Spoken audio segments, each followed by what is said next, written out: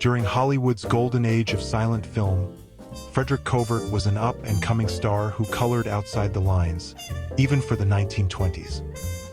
A popular female impersonator, Kovert captivated audiences with his beauty and grace, becoming one of the most sought-after performers of his time.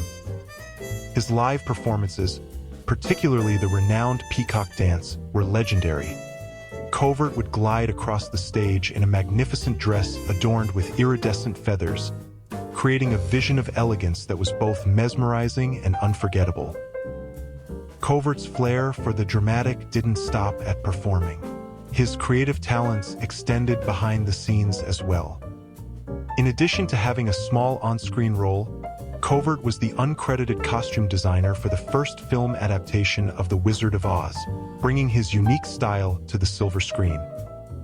But as the silent era faded and synchronized sound took over Hollywood, the roles that had once made Kovert a star began to disappear.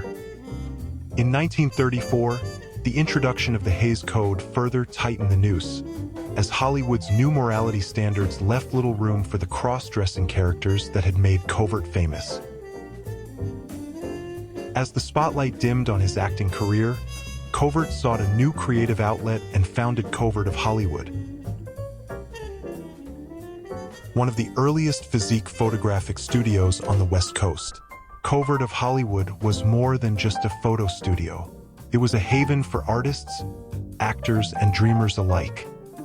Kovert channeled his creative talents into directing and photographing the male form, capturing the beauty and strength of his subjects with the same artistry that had once defined his stage and screen performances. His photography studio became a breeding ground for young talent, including Bob Mizer, who would later become a legend in his own right.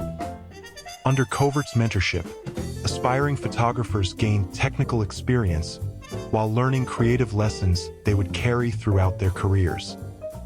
Despite his early success, the pressures of life in a rapidly changing Hollywood took their toll on Kovert. The disappointments of a career that had once soared to great heights began to weigh heavily on him. In 1945, Kovert of Hollywood was raided, adding further turmoil to an already complicated life. Amidst the chaos, many of his apprentices left to start their own businesses and studios. Tragically, Frederick Kovert's story ended far too soon when he took his own life in 1949, leaving behind a legacy that is as brilliant as it was brief. While much of his work has been lost to time, some have survived, inspiring generations of artists and photographers to carry his vision forward into the future.